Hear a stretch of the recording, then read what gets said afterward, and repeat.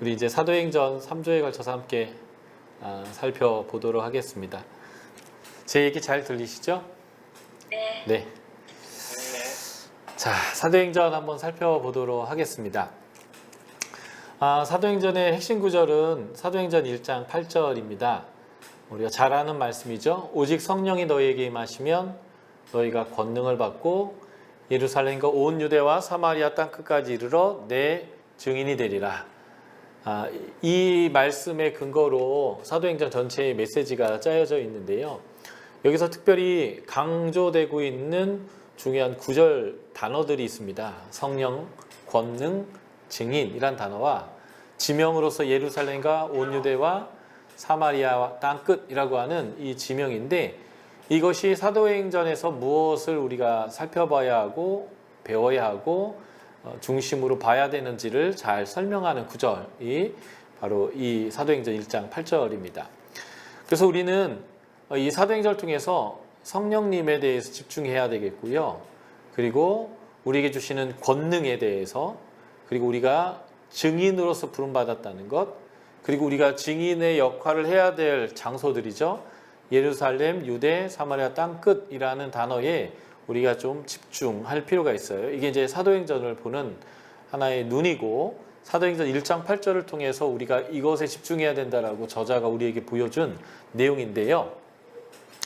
성령, 1장부터 계속 성령님이 언급되실 것이고 역사하실 건데, 우리는 성령이 어떤 분인지, 언제 임하시고 또 어떻게 임하시고 누구에게 임하시는지, 그리고 성령이 임하시는 이러한 성령의 사건은 필수적인 일인지 아니면 기독교인들에게 아주 특수한 사람들에게만 일어나는 옵션적인 일인지, 그리고 이렇게 성령이 임했을 때 어떤 일들이 이루어지고 있는지, 이런 내용들을 우리가 사도행전을 통해서 이제 발견해야 합니다. 그래서 여러분들이 매장 성경 사도행전을 보시면서 성령님에 대해서 주의 있게 관찰하시고 배우실 필요가 있겠고요. 또 권능에 대해서, 권능은 어디서 나오는가, 권능의 출처는 어디인가, 또 누구에게 이러한 권능이 임하는가, 또 어떤 형태의 권능이 임하는가, 왜 누구에게 이러한 권능을 주시는가, 권능의 목적과 역할은 무엇인가, 이런 것들도 우리가 이제 집중해서 살펴볼 필요가 있을 것 같아요. 그리고 증인입니다. 사도행전에서는 사도라는 말 못지않게 중요한 말이 사도의 대체어로서 증인이라고 이 단어가 이제 중요하게 사용되어집니다. 사도라는 말 자체가 보냄을 받았다라는 뜻인데, 보냄받은 이유가 뭐냐면 예수 그리스도를 증언하도록 하는 것이어서, 증인이라고 하는 이 단어는 우리의 정체성과 동일하고요. 그래서 증인의 정체성은 어떠한가? 누가 증인인가? 증인은 무엇을 증거하는가? 증인의 증거 내용이죠. 그리고 증인은 어떠한 삶을 사는가라고 하는 것들이 우리가 사도행전을 통해서 배워야 될 증인에 대한 아주 중요한 내용이다라고 보시면 되겠습니다. 그리고 마지막으로 지명이죠. 예루살렘과 유대와 사마리아 땅 끝이라고 되어져 있는데, 이사야에서 보면 율법이 시온에서 나올 거다 이런 표현 쓰고 있거든요. 바로 하나님의 임재가 있는 곳으로부터 말씀이 나오는데, 오순절 성령 강림이 이 시온산에 예루살렘에 오시게 되는 거고요. 그래서 이 예루살렘의 하나님의 성전이라고 불리게 되는 교회 공동체가 여기서 처음 태동하게 됩니다. 그래서 이 예루살렘으로부터 시작하여서 하나님의 나라가 전 세계로 증인들을 통해서 흘러나가야 되는 것, 이것이 예루살렘, 유대와 사마리아와 땅끝이라고 하는 것을 설명하는 방식입니다. 다시 말해서 복음이 나아가야 될 순서라기보다는 복음이 나아가야 될 방향을 보여주고 있는 것이고요. 이 일을 통해서 무엇이 이루어져야 되는가? 하나님의 나라의 확산이 이루어져야 합니다. 이제 사도행전 1장에서 다시 한번 설명드리겠지만, 사도들은 유대 나라의 회복의 때가 지금입니까? 라고 하는 유대 나라의 회복에 대해서 이야기합니다. 그런데 예수님이 얘기하는 것은 누가복음 내내에서도 그렇게 얘기하셨고, 부활하신 이후에 40일 동안 이들과 함께 있으시면서 얘기했던 것은 하나님 나라의 일이었어요. 그 하나님의 나라가 예루살렘으로부터 시작하여 하나님의 성령이 임한 이곳으로부터 시작하여 땅 끝까지 나아가는 방향이고요. 이것이 하나님 나라에 대한 하나님의 꿈이에요. 하나님의 나라의 전망이다라고 보시면 좋겠습니다. 그래서 사도행전 1장 8절을 기준으로 해서 우리가 이 세 가지 주제죠. 성령, 권능, 증인이라고 하는 이 주제를 중심으로 우리가 어떠해야 되는지를 배우고, 그리고 하나님의 선교, 하나님 나라의 확장에 대한 이것들을 우리가 사도행전을 통해서 배우는 것이 너무 중요하겠다라고 보시면 되겠습니다. 자, 이게 이제 사도행전의 수평 차트인데요. 사도행전 1장 8절을 기준으로 디비전이 3개로 나뉘게 됩니다. 사도행전 1장 8장 1절을 까지로 해서 첫 번째 디비전이 나오는데, 예루살렘에서 성령의 능력으로 증인된 삶을 보여주는, 이 지명이 나왔고, 우리가 아까 중요하게 생각했던 세 단어가 다 여기 있죠. 예루살렘에서 성령의 능력으로 증인된 삶을 살고 있는 얘기들이 1절부터 8장 1절까지고요. 이 시기는 아마도 AD 30년, 더 앞당기면 27년일 수도 있어요.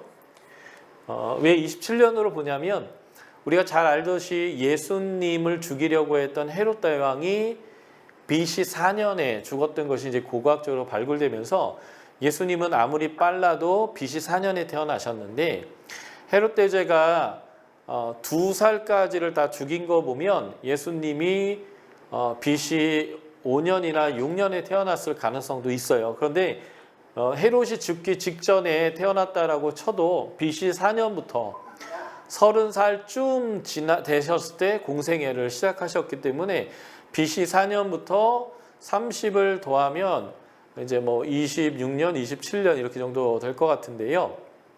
예수님의 공생애가 한 1년 반 정도인 것 같아요.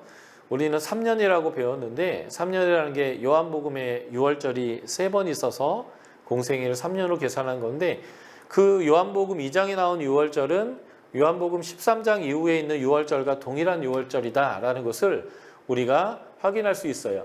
그렇기 때문에 예수님의 공생애가 한 1년 반 정도로 친다면, 그냥 27년에서 30년 어간이 예수님의 공생애의 시작이고 돌아가시는 그 기간이겠고요. 그리고 이 8장 부분이 스데반의 순교와 바울의 회심의 여기가 엮여 있는데, 바울이 AD 32년에 다메섹 도상에서 회심을 하게 되기 때문에 1장부터 8장 1절까지는 30년에서 32년 정도 어간에 일어나고 있었던 예루살렘에서 성령의 능력으로 그 증인의 삶을 통해서 교회, 하나님 나라가 확장되는 이야기다라고 보실 수 있겠고요. 두 번째 디비전은 8장 1절 B부부터 12장까지인데, 그 복음이 지역적으로 확산돼서 유대와 사마리아에서 성령의 권능, 능력으로 증인된 삶을 보여주고 있는 내용이 바로 이 부분이다라고 보시면 되겠고요. 이때의 기간은 이 12장에 헤롯 아그리파 1세가 교만을 떨다가 하나님 앞에 죽음을 당하는데, 축 맞아서 죽었다고 하는데, 이때의 기간이 AD 44년입니다. 그러므로 이 두 번째 디비전은 32년에서 44년 정도의 기간이다라고 볼 수 있겠고요. 좀 더 디테일하게 본다면 12장의 출발점과 12장의 마지막 부분이 예루살렘과 유대 지역에 기근이 있어서 안디옥 교회에서 바울과 바나바를 기근을 위한 구제헌금을 보낸 얘기로 시작하고, 그 갔다가 마가라하는 요한을 데리고 안디옥으로 돌아오는 얘기로 끝나게 되는데, 요세푸스의 기록에 의하면 이렇게 유대 지역에 큰 기근이 있었던 때는 AD 46년입니다. 그러므로 12장은 44에서 46년의 이 이야기를 이렇게 잘 짬뽕해 놓은 것 같아요. 그래서 32에서 46년 정도의 이야기가 될 것 같고요. 그리고 이제 13장부터 28장까지가 땅끝까지 이르러 성령의 능력으로 증인된 삶을 살고 있는 그런 내용들을 담고 있는데, 땅끝이란 지명과 성령, 능력, 증인, 이렇게 해서 땅끝까지 이르는 성령의 능력으로 증인된 삶을 보여주고 있는데, 이게 사도 바울의 1차 전도여행부터 로마로까지의 여행을 다루고 있습니다. 그래서 사도 바울의 전도 여행이 AD 한 46년부터 1차 전도여행이 시작되고요.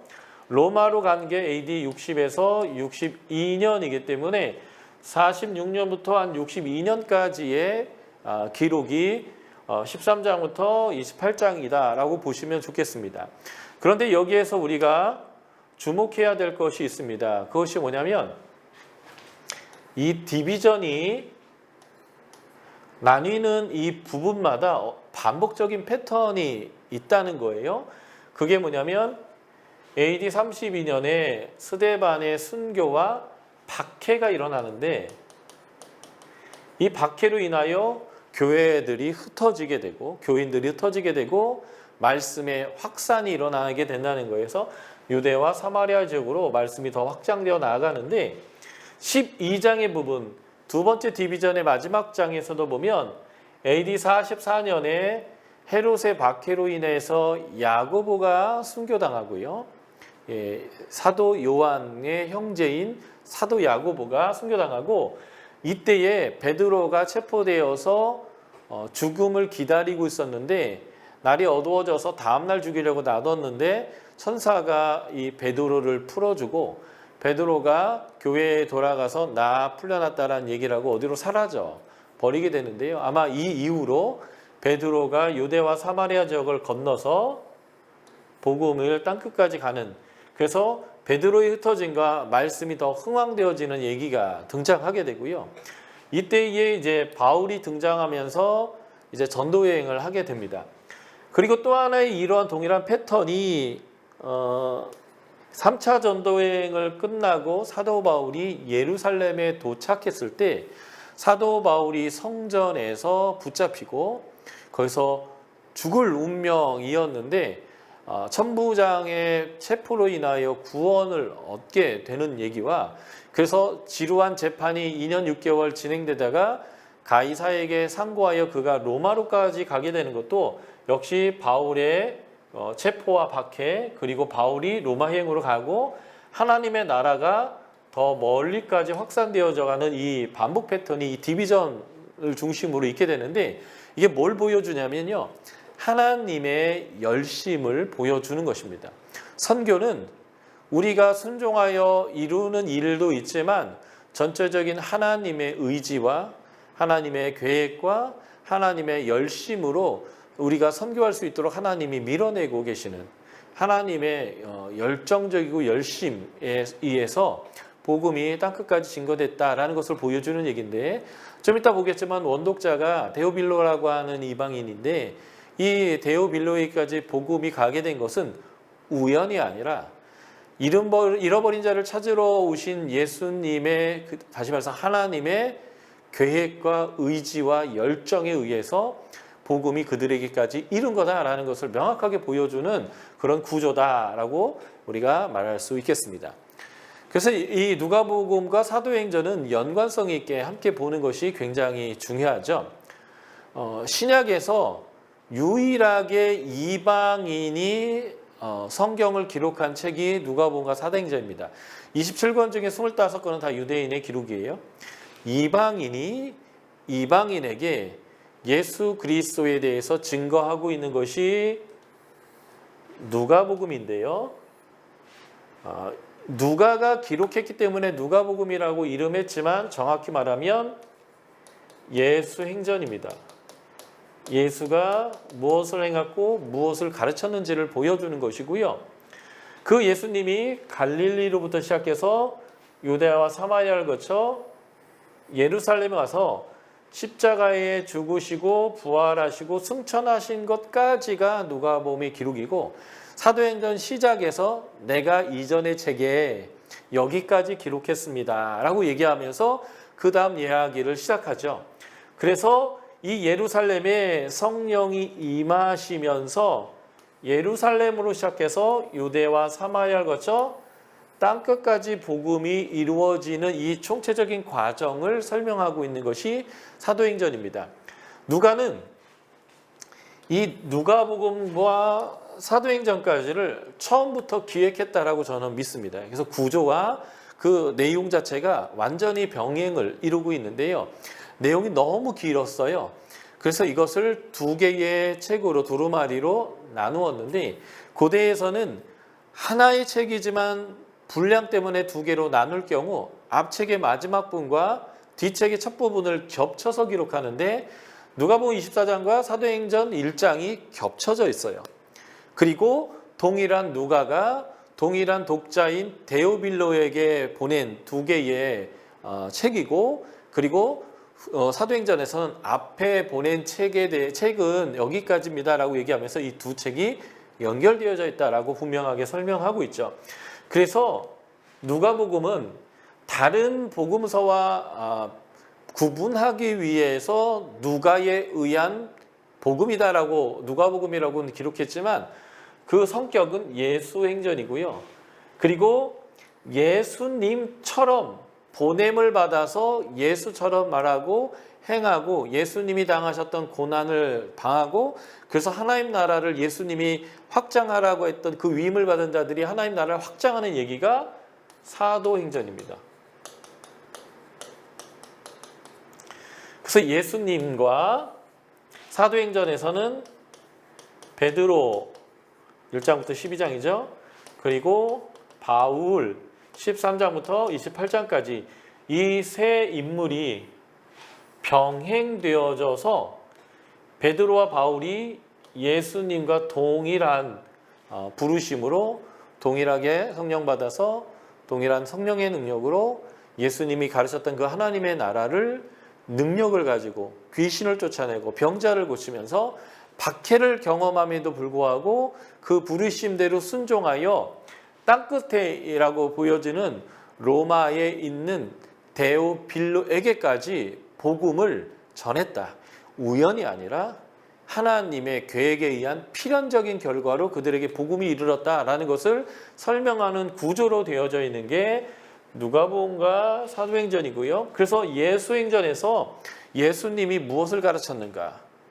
예수님은 어떤 일을 행하셨는가? 그리고 예수님이 하고자 했던 일이 무엇인가를 정확하게 우리가 보아야 그대로 행하고 그대로 말하고 그대로 박해받으며 그 하나님 나라를 확장했던 사도 베드로와 사도 바울의 이야기를 통해서 하나님의 열정과 선교를 우리가 사도행전을 통해서 보게 되고 이게 하나님 뜻이구나라는 것을 아는 우리가 또 증인으로서 그 일을 동일한 능력으로 성령의 능력으로 감당해야 된다는 것을 이제 우리가 이제 배우게 되는 책이 사도행전이다라고 볼 수 있겠습니다.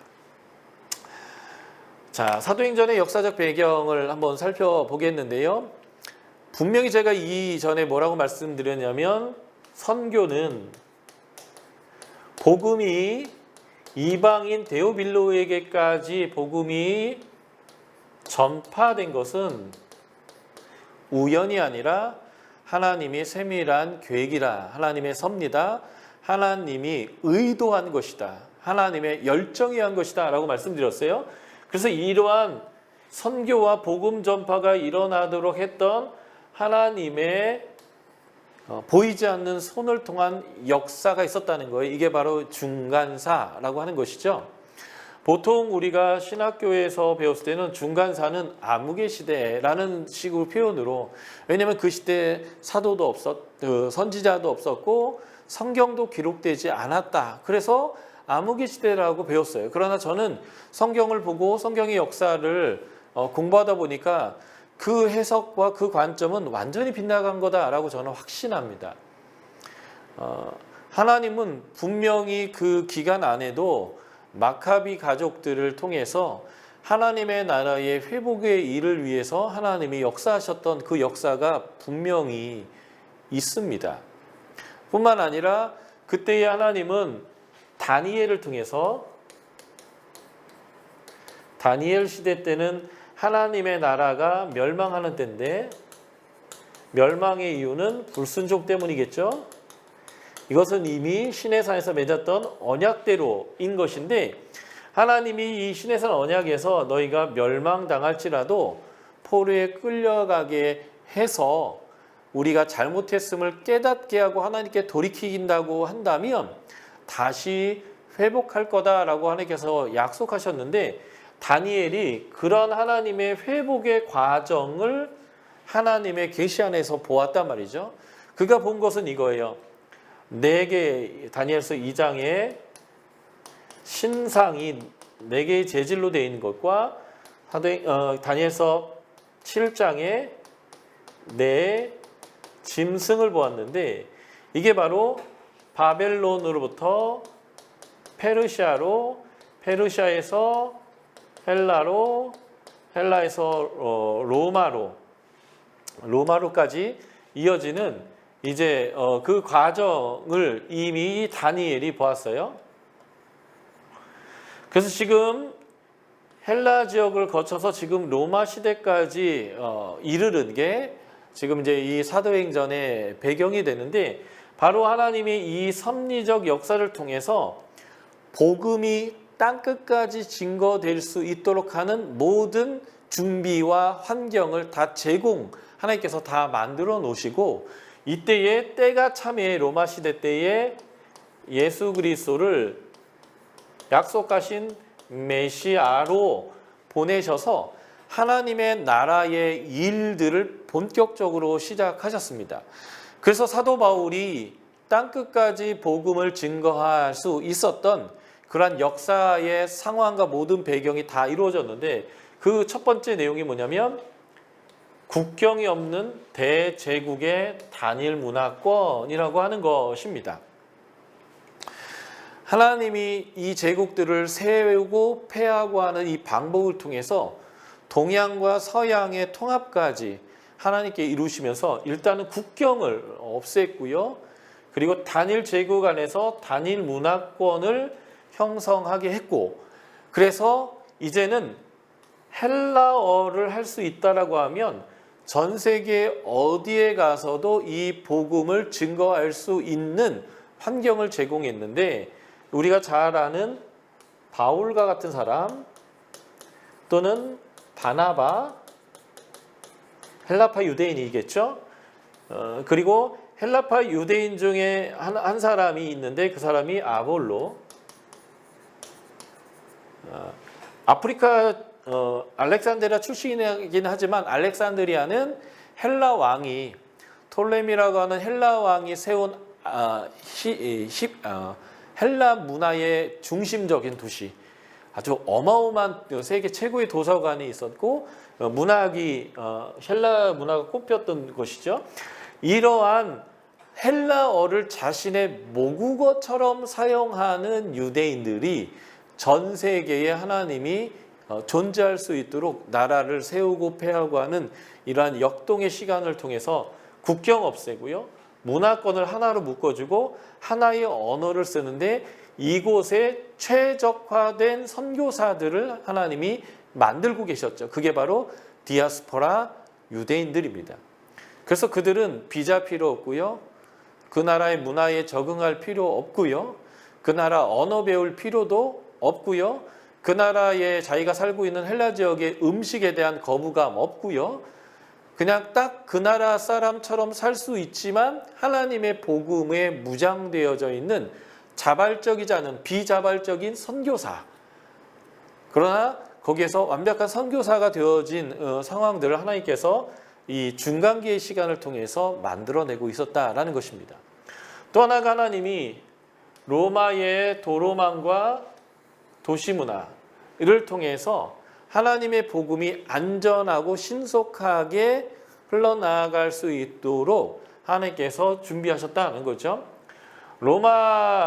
라틴어로서 도로를 건설하는 것을 비암 무니레라고 보는데요. 비암은 도로란 뜻이고 무니레는 건설이라는 뜻입니다. 그런데 이 무니레란 말이 원래는 방벽을 쌓는다라는 의미를 갖고 있어서, 비암 무니레는 이 도로를 건설하는 일이지만 어떻게 또 해석해 보면 방벽을 쌓는다라는 개념으로도 우리가 이해할 수 있겠습니다. 로마는 간선도로인 가도를 많이 쭉쭉 뻗어 놓았는데요. 마름돌을 깐 4m가량의 차도와 그 차도 좌우에 3m씩의 인도를 합하여 너비가 10m가 되는 그 가도를 깔았는데 그것을 4층으로 깔았습니다. 우리도 이제 도로를 놓기 위해서는 먼저 자갈을 깔고 그 위에 도르래를 막 다니게 하고 비 같은 것이 올 때까지 한참을 기다린 다음에 그 위에 이제 도로를 아스팔트를 깔게 되는데 이들은 4층에 걸쳐서 깔았어요. 여기 보시죠. 1층, 2층, 3층, 4층. 예. 그래서 이렇게 여기가 이제 총 여기서부터 여기까지가 10m로 그래서 도로와 양 옆에 길을 가지고 있는 10m짜리의 도로를 건설했습니다. 그래서 그들이 건설한 도로가 여기 나와 있는 이 줄들이죠. 아주 잘 모든 곳에 신속하게 이룰 수 있도록 하는 도로들을 쭉쭉쭉쭉쭉 뻗어 놓게 했습니다. 사도 바울이 이 도로를 타고 다니면서 복음을 전했다라고 볼 수 있어요. 그래서 여기 안디옥에서부터 다닐 때도 이런 도로를 따라서 이렇게 이제 에베소까지 가게 된 것이고 이 중간에 이제 사도 바울이 다녔던 골로새라든지 라우디게아라든지 이런 도시들이 이 길 주변의 좌우로 이제 위치하게 되는 거죠. 그리고 사도 바울이 이 유럽에 도착했을 때도 이 도로를 따라 움직이는 거예요. 그래서 빌립보, 데살로니가 그리고 아테네, 고린도까지 쭉 연결해 이렇게 복음이 전파되었던 것도 이미 잘 닦인 도로에 로마 군인들이 군데군데 초소를 세워서 통행할 때에 어려움 없도록 안전까지 시켜주는 그런 형태로 되어져 있죠. 중국은 만리장성을 쌓는데 중국 갔더니 만리장성이라는 표현을 전혀 안 쓰더라고요. 장성이라고 얘기하더라고요. 한국 사람만 만리장성이라는 표현을 쓰는 것 같아요. 어쨌든 중국은 장성을 쌓고 로마는 도로를 놓았는데 둘 다 어떻게 보면 방벽과 같은 아주 건축을 한 것인데 중국이 쌓던 방벽은 사람의 왕래를 차단하는 거죠. 한족과 오랑캐를 구분짓는 그런 것이었다라고 한다면 이 가도는 사람의 왕래를 촉진하는 것입니다. 훨씬 더 자신감을 갖는 거죠. 너와 우리는 다르다. 여기 넘어오지 마라. 라는 게 방벽이라면 도로를 쌓는 것은 너와 나는 이제는 하나 되는 거다. 라고 해서 서로가 섞이고 패자를 승자와 같은 공동 운명체로 만들려고 하는 정책이 이 도로인데 이러한 로마의 이러한 도로들이 복음이 신속하게 전파되는데 굉장히 중요한 역할을 하게 되는 거예요. 그래서 이 도로를 타고 대도시의 회당 중심으로 사역을 했던 것이 사도 바울인데 이것이 짧은 기간 안에 복음이 전파될 수 있도록 했는데 굉장히 중요한 역할을 하게 되었다라고 볼 수 있습니다. 그리고 로마 시대 때의 통치 체제가 이 복음 전파에 굉장히 중요한 역할을 했는데 로마는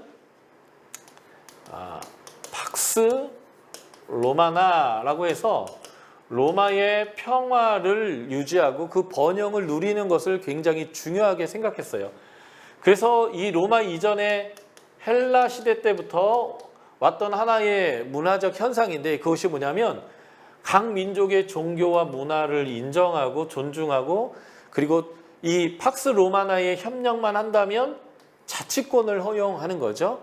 그래서 로마에는 도시의 등급이 여러 가지가 있어요. 첫 번째가 식민지. 대표적인 게 우리가 잘 아는 사도행전 16장에 나오는 빌립보인데 고린도도 가이사가 세웠던 식민지입니다. 두 번째가 자유도시죠. 대표적인 데살로니가 같은 경우에요. 그래서 데살로니가에서 유대인들과 바울의 어떤 소유가 일어났을 때 자치관들이 굉장히 거기에 개입하면서 싸우지 못하게 했던 아주 중요한 이유가 이 팍스 로마나를 깨면 안 되기 때문에 그런 거죠. 그래서 이 자유도시는 로마에 굉장히 협조하고 로마에 충성하는 그러한 도시들이었고요.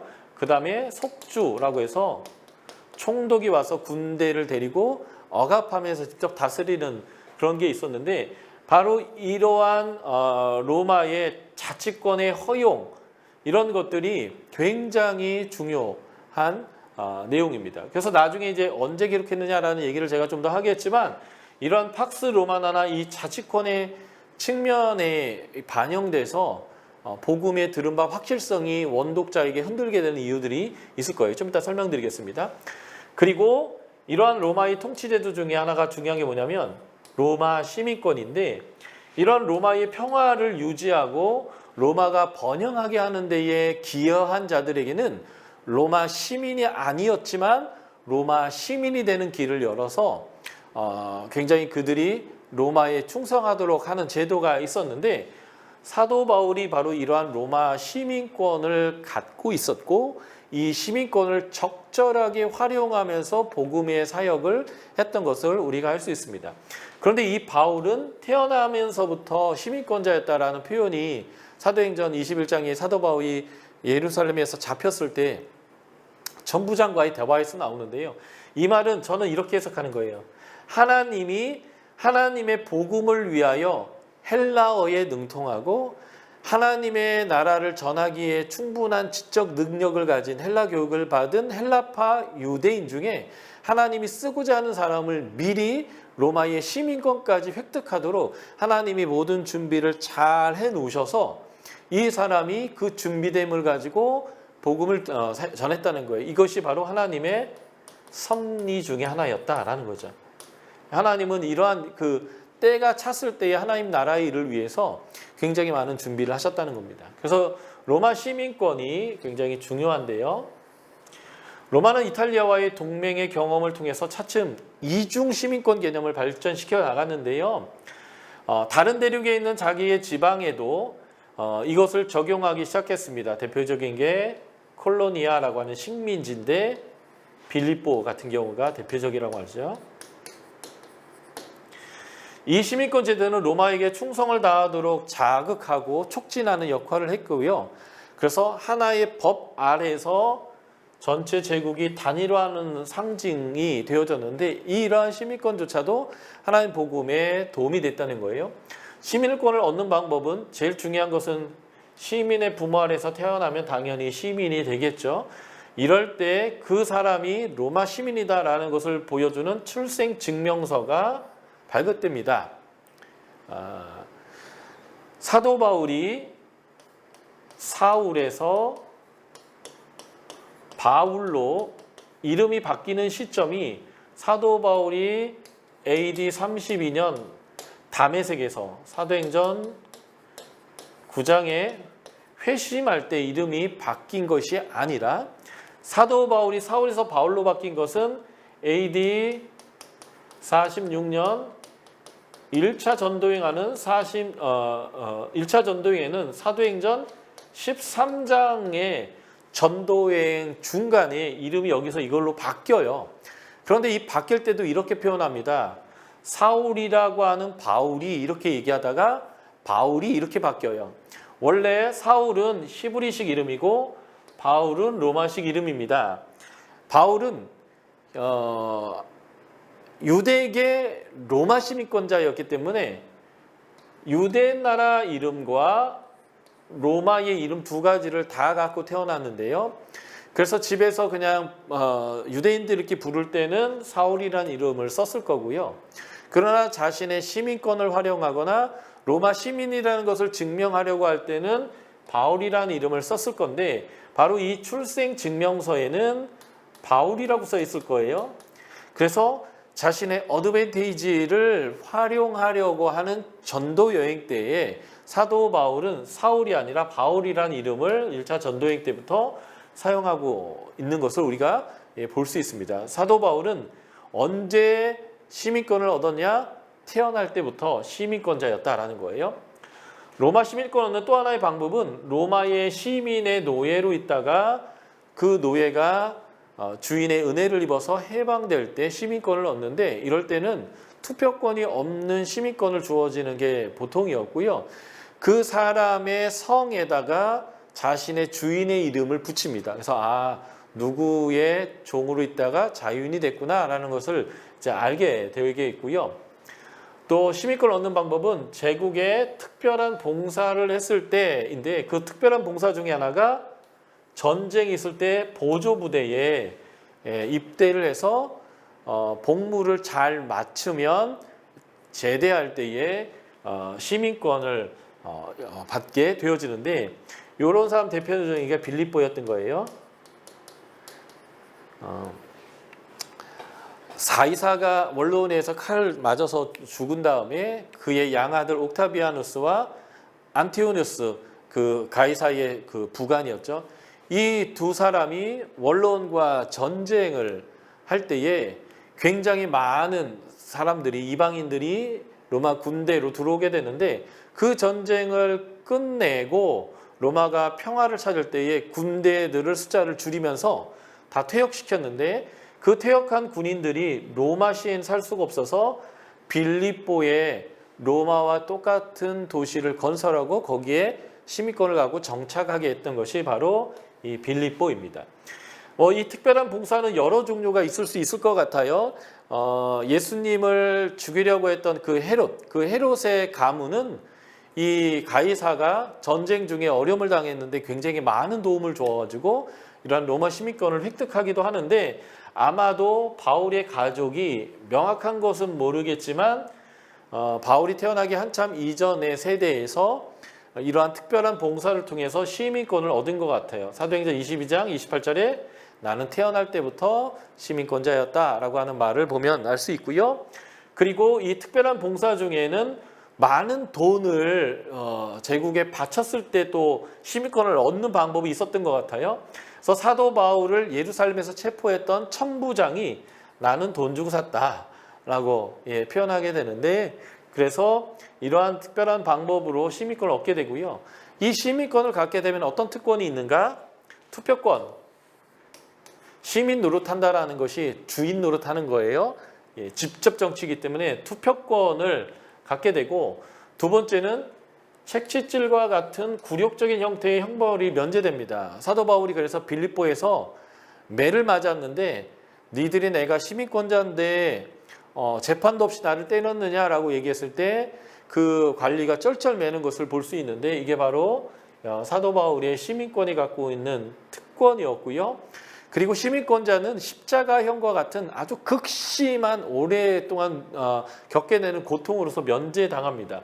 그래서 베드로 같은 경우에는 십자가에 거꾸로 매달려 죽였지만 바울은 한순간에 고통 없이 빨리 죽게 하는 것이 바로 참수형, 목을 쳐서 죽이거나 여기 이제 뒤에 있는 것을 칼로 찔러서 죽게 하는 이런 내용들인데 바울은 그렇게 고통 없이 참수당했다라고 하는데 이게 로마 시민권자의 특권이고요.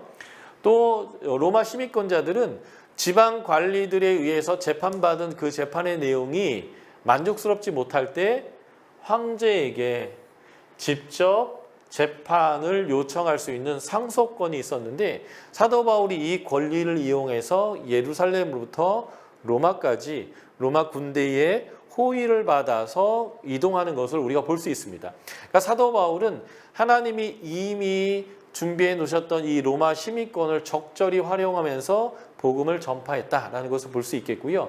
이런 모든 것 자체가 하나님의 섭리였다라는 거죠. 또 이 복음 전파에 굉장히 중요한 영향을 미친 것이 회당입니다. 제가 나중에 이제 3주 후에 마지막 세 번째 시간대에 이 사도행전의 사도 바울의 전도여행을 살펴볼 것인데 사도 바울의 전도여행의 공식은 이거예요. 그 도시에 회당이 있고 유대인의 박해가 있으면 부흥을 합니다. 그런데 회당이 없거나 유대인의 박해가 없는 경우, 이제 유대인은 있지만 박해가 없는 경우고 유대인이 아예 없으면 회당은 아예 없겠죠. 하여튼 회당이 있는데 유대인의 박해가 없거나 회당 자체가 없는 경우에는 큰 부흥이 일어나지 않았습니다. 이 말은 무슨 말이냐면 회당이 복음 전파의 요람이었다는 거예요. 복음 전파의 요람인 이유는 제가 이제 사도행전 2장, 3장 보면서 설명을 드릴 건데, 초대교회 설교의 핵심은 구약을 인용해서 예수 그리스도가 메시아임을 증명하고, 그러므로 회개하고 복음을 받아들이고 성령을 받으라 라고 하는 설교가 핵심이었습니다. 그래서 예수 그리스도가 메시아다라는 증명의 아주 중요한 핵심이 뭐냐면 부활이에요. 왜 부활이 메시아 증명의 핵심인지는 제가 본문을 보면서 1장, 2장 할 때 다시 다루겠는데, 구약을 통해서 예수 그리스도가 증명될 때 복음이 온전하게 확산되는 아주 중요한 역할을 합니다. 그 구약이 사용되어지며 그 구약을 통해서 말할 때 설명되는 곳이 어디예요? 그곳이 바로 회당이었습니다. 그래서 이런 회당이 없고 구약을 통해서 설명이 안 될 경우에는 기적이나 비교 종교학적인 설교요. 종교학 설교죠.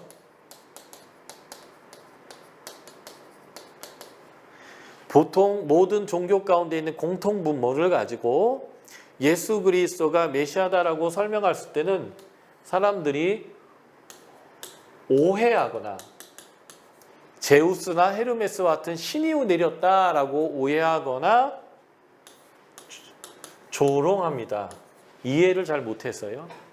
그런데 복음이 어디서 딱 빛을 발하냐면 바로 회당, 율법, 구약이 설명될 때 그것이 이해되는 곳에서는 복음이 전파됐습니다. 그래서 하나님은 유대인들이 디아스포라 된 것은 강제적으로 불순종해서 벌로서 쫓겨간 것인데, 하나님은 그 제국을 바빌론에서 페르시아로 넘겨가면서 더 동방으로 흩어지게 하고, 헬라와 페르시아가 싸우면서 헬라가 이기게 함으로 유대인들이 또 헬라 지역까지 흩어지게 되고, 로마가 승리함으로 인해서 이탈리아 반도까지 넓게 흩어지게 함을 통해서 전 세계에 회당이라고 하는 것을 하나님께서 건설하게 했는데, 이 회당이 바로 복음 확산의 가장 중요한 거점이 되도록 하셨습니다.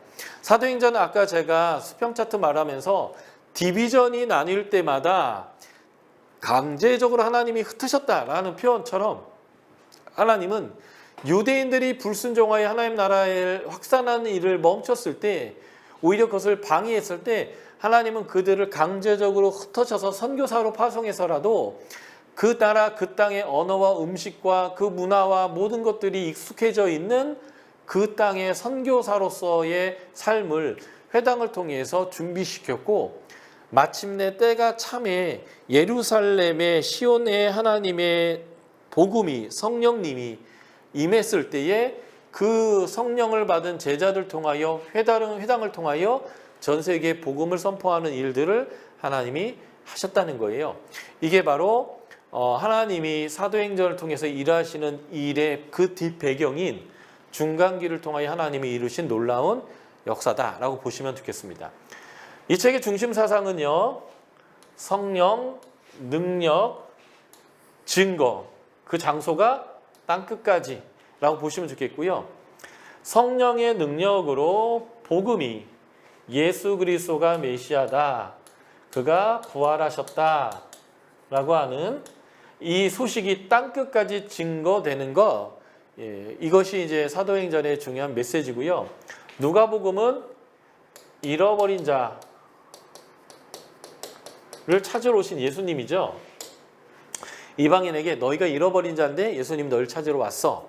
사도행전은 그 잃어버린 자를 어떤 방식으로 하나님이 찾아가셨는가, 그것이 사도행전이에요. 그래서 이 잃어버린 자를 찾아오는 것이 예수행전이고, 그 예수님처럼 능력을 가지고 예수님처럼 박해는 받지만 하나님 앞에 순종하여서 성령의 권능으로 이 잃어버린 자를 찾아가는 과정, 그래서 데오빌로 너희에게 이 복음이 이른 것은 우연히 잘못된 것도 아니고 우연히 된 것도 아니고 하나님의 열심과 계획에 의해서 이루어진 거다. 이것이 사도들이 행한 것을 통해서 증명하는 내용이 바로 이 사도행전이다라고 보시면 좋겠고요. 그래서 쓰여진 이유는 이거예요. 데오빌로에게 그 받은 복음이 어떻게 그들에게까지 전파됐는지를 설명하고 그 받은 복음이 얼마나 확실한지를 보여주기 위한 거죠. 이 책은 그래서 설명의 책입니다. 설명의 책이다 보니까 신약 성경에서 제일 긴 책이 누가복음이고요. 신약 성경에서 세 번째 긴 책이 사도행전인데 이 두 권은 한 권으로 취급되어야 하는, 기록 시점이 좀 벌어져 있는 것은 사실이지만 처음 이 책을 기록하려고 하는 시작점에서는 누가복음과 사도행전에 대한 기본적인 그 구성과 무엇을 전해야 되는지를 다 결정한 상태에서 누가복음이 기록됐고 시간차를 두고 이전의 책에 연결해서 사도행전을 기록한 거다. 그래서 이 책이 시간적으로는 좀 앞책과 뒤책이 쓰여진 기간이 벌어져 있을지 모르지만 한 권의 책처럼 취급해서 읽어야 되는 책이고요. 그래서 이 책이 쓰여진 이유는 설명을 통해서 기독교 변증을 하기 위한 것이다라고 볼 수 있겠습니다. 그래서 이 기독교 변증을 위해서 아주 잘 짜여져 있는 구조로 전달하고 있다라는 것이고요.